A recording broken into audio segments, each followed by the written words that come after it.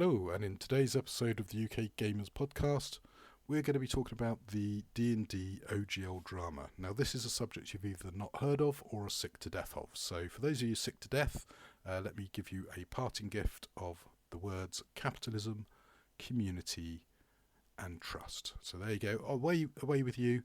For the rest of you, let's talk about the drama. Now, if you haven't heard about it, the OGL was something created by Wizards of the Coast back when they took over the Dungeons & Dragons brand, and there is an argument to say not only did it save D&D, it created a massive RPG community which is built around the OGL and includes D&D adjacent games, and games that have absolutely nothing to do with D&D at all. So when news broke, I guess this week or last week, about a new OGL, there was bound to be a bit of a reaction. What that reaction was would depend on the contents of the OGL and the messaging.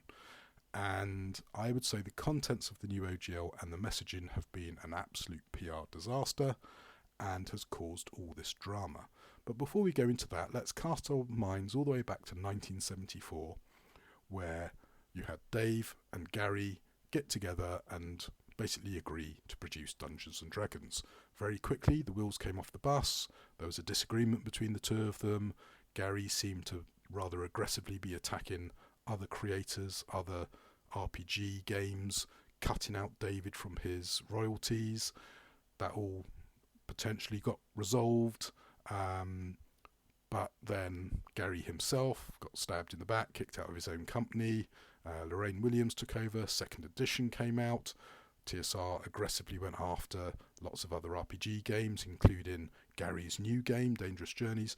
And so this set a pattern for D&D to be very protective of its IP and very litigious. But this backfired. TSR, various failed ventures and expensive litigation, found themselves in big trouble. And then when Magic the Gathering came along, and I would also argue Vampire the Masquerade, a lot of the market for D&D dried up. Players got older, gave up on D&D, switched to Magic or to Vampire, and Wizards of the Coast then arrives, buys up D&D, and realises there's big problems. And there was probably some quite controversial discussions, but it eventually resulted in the third edition of D&D and the creation of the OGL, which took a lot of ideas from the free software, Creative Commons, open licensing models. And what this allowed people to do is to, in sort of good faith, produce content for the third edition game, which meant that a massive community could be formed, lots of creativity, lots of niche markets. Now, admittedly, it did also result in a load of crud and possibly offensive material sort of being available for the D&D game. But I would say on the whole, the benefits outweighed the negatives. And D&D sort of exploded. In fact, it exploded a bit too much, because you ended up with something called Pathfinder, which was a very D&D adjacent game, which then challenged the new version of D&D, 4th edition, which was not proving to be very popular. People didn't desperately like the rules or the particular selection of races, but I think more importantly than that, what really did for it is people didn't like the new license, because the OGL in some ways was maybe a bit too permissive for Wizards and Hasbro. So they introduced this, I think, game license or GSL, I can't remember the name of it, but there was a new license that was much more onerous, much more restrictive, much more cumbersome, and people hated it. And this drove lots of third parties away from D&D. And for those people who were really into D&D, what they did is instead they switched their allegiance to this thing called Pathfinder. And Pathfinder became so big, it was almost, if not did, eclipse D&D.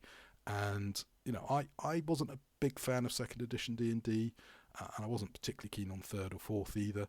So I was a little bit remote from what was going on, but it did seem very obvious to me that, in the past, if you said role-playing games, most people's first response was D&D. It was getting to the stage where it then became Vampire, and then it became Pathfinder. And so D&D almost sunk into oblivion. But the OGL rode back to the rescue of D&D, and with 5th edition, Wizards were able to get the fan base and the community back on board. They engaged with the community. They brought them on side. They did a brilliant job at persuading people, hey, look, 5th edition is going to be different. 5th edition is going to be what you, the community, want.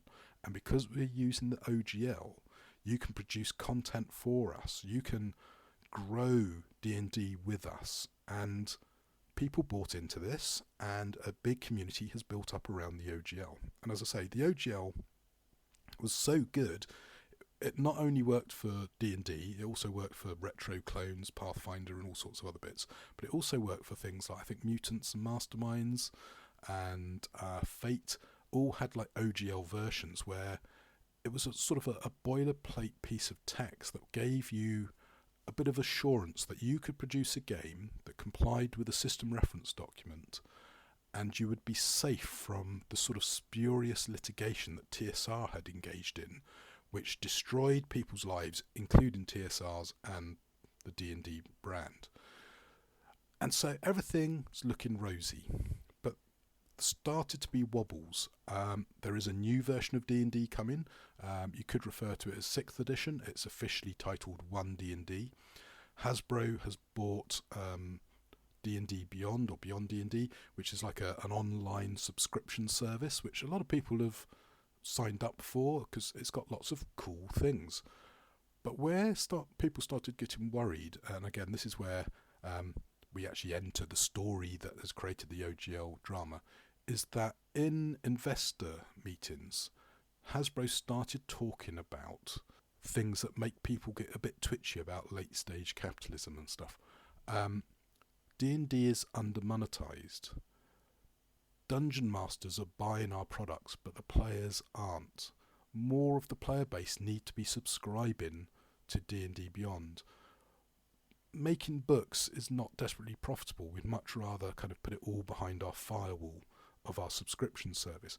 All these sort of messages were coming out at investor meetings, and in particular what really alarmed people is that Dungeons & Dragons and Magic the Gathering are the big profit makers for Hasbro. So obviously there's a lot of focus on there, and a lot of investors are probably looking at Hasbro and saying, what are you doing to get the maximum value out of your brand known as D&D? Because we think there's massive growth there. And so the sense of community and a sort of symbiotic relationship with Hasbro was starting to get a bit wobbly. Now, at the same time, there's rumours about a new OGL starting to bubble up. And I believe I've read somewhere that in October, November last year, this new OGL was starting to be touted around to various third parties to try and get people to sign up to it. And I don't know what that OGL was, whether it's the version that actually got leaked or an earlier version or whatever, but literally, as I say, in the last 2 weeks, a version of OGL 1.1 popped out onto the internet, and it was a bit of a mixed reaction to it. Some people thought it was sort of not real, some people thought this was rumour, some people thought it was a draft. There was all sorts of scuttlebutt about it. But, you know, joining up the pieces of the traditional attitudes to people who own the D&D brand, the 4th edition era license, the statements to investors. When I saw this, I thought, this is exactly what they want to do. This isn't a draft. This is real. Now, it might get changed a bit based on some feedback, but it's pretty much, I would say, 90% ironclad what they want to roll out.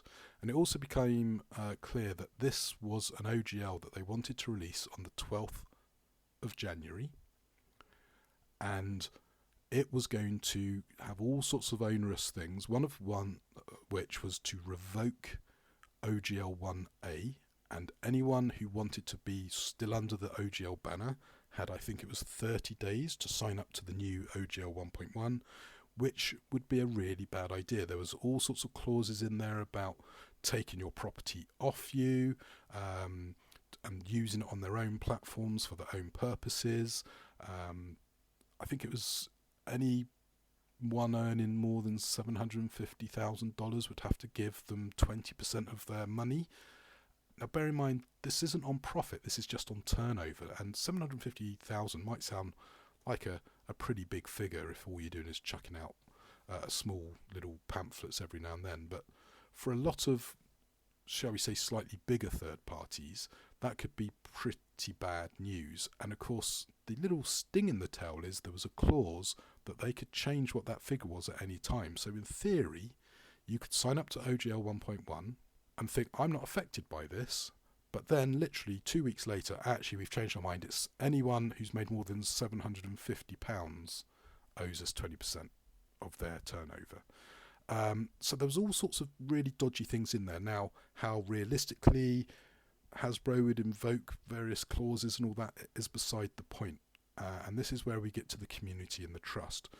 So if we take off our tinfoil hat and we ignore all the hype and hysteria, the key thing that's come out from this OGL drama is that enough people thought this was a genuine move by Hasbro to move things online, to cut out third parties, to punish third parties, and also put OGL 1A, which people thought was going to be forever, in doubt. Now, a lot of people, I think, were thinking, well, if 1.1 comes out and I've got something that is version 1, well, I'll just stay on version 1.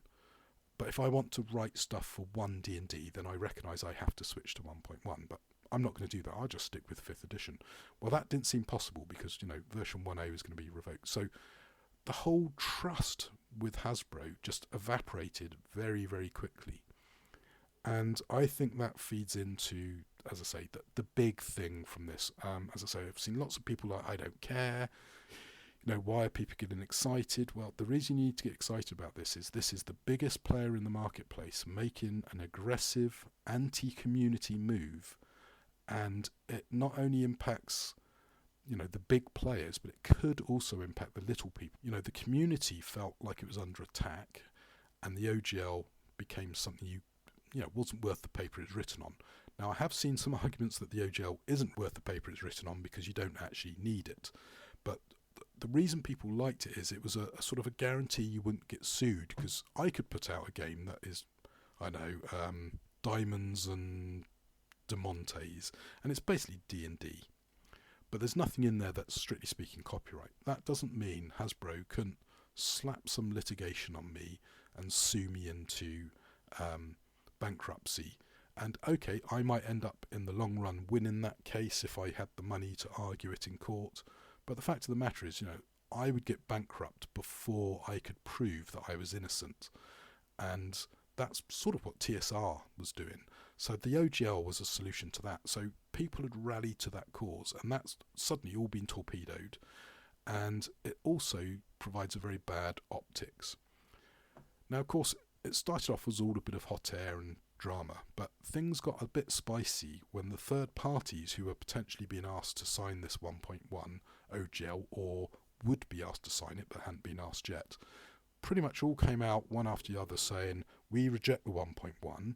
In fact, we believe OGL 1A is a valid and irrevocable license, and therefore, Hasbro go fish. But because you have put so much bad faith out there, we have decided that OGL 1 no longer works for us. So we're going to create our own version of it. And Paizo has created a thing called, I think, the Open Role-Playing Community License, or ORC. And I can see a lot of the community flock into the banner of ORC and rejecting OGL. And the risk here is this is going to really swing the community away from D&D, and so this is really backfired in Hasbro's face. So that's all potential drama for the future, but drama for the now also happened when people started saying, hey, that D&D Beyond, that's where Hasbro sees all their money, where they see all their future. So tell you what, if you've got a D&D Beyond subscription, cancel it, and that will empty effectively Hasbro's bank accounts and hit them where it really hurts, in the wallet. So that's what's happened. Loads of people have been cancelling their D&D Beyond accounts, and that has had such a massive impact. It sort of killed the server. Now, depending on how sort of anti-Hasbro you want to be, it was a sort of denial of service attack with sheer volume of numbers, or a deliberate, let's make the server shut down so people can't unsubscribe. But it doesn't matter.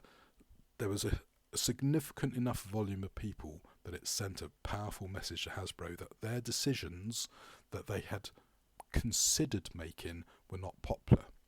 And so we get to the 12th of January where D&D Beyond is going to do a stream and talk about the new OGL, allegedly.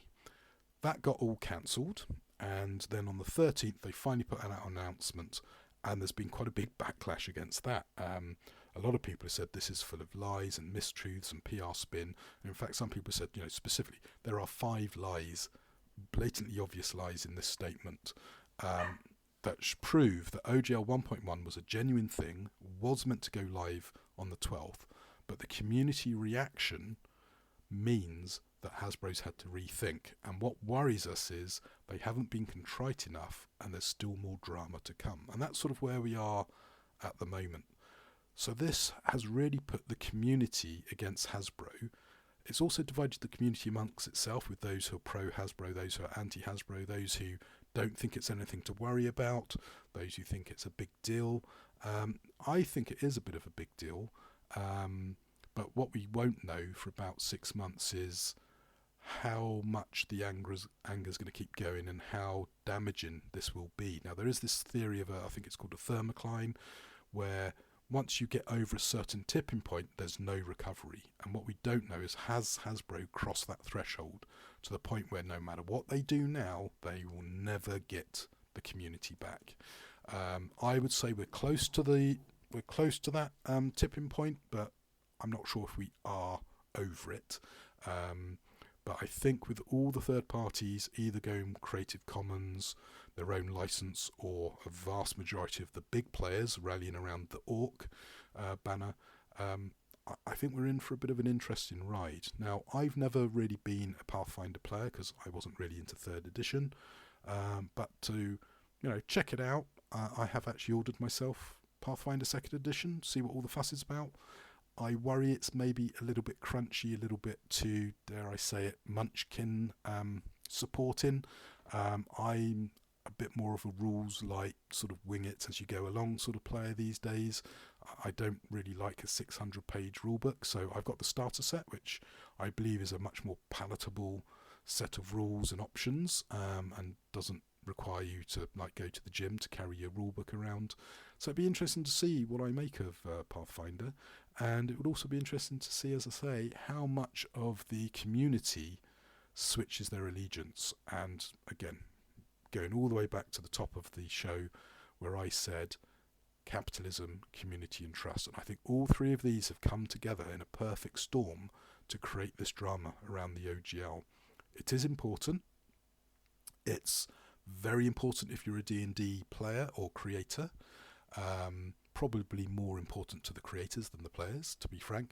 But when you've got MCDM, Kobold Press, Paizo, and Necrotic Games, I think even Chaosium, Green Running, all coming out quite strongly against Wizards of the Coast and this OGL move, things are happening.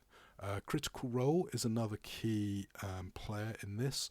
Now, because of their deal with the D&D brand, they are quite handcuffed on what they can say. So we don't know if they're pro this move, anti this move, done a deal, and we'll only find that out eventually. But it is interesting that Critical Role started off as a Pathfinder homebrew, switched to 5th edition, and they've got a season which is sort of fairly far along playing 5th edition, possibly meant to be moving to 1D&D. Will they negotiate their way out of that contract and switch back to Pathfinder, or go with their own set of rules that apparently they're meant to be working on? Be interesting to see. Basic Fantasy, which is a big game for me as a beautiful ode to the BX rule set. They're talking about going Creative Commons, share alike with accreditation. So CC BY SA, I believe, is the license. So that's going to be interesting to see which direction various players go in and how that all shakes out in the long run. Enough waffling.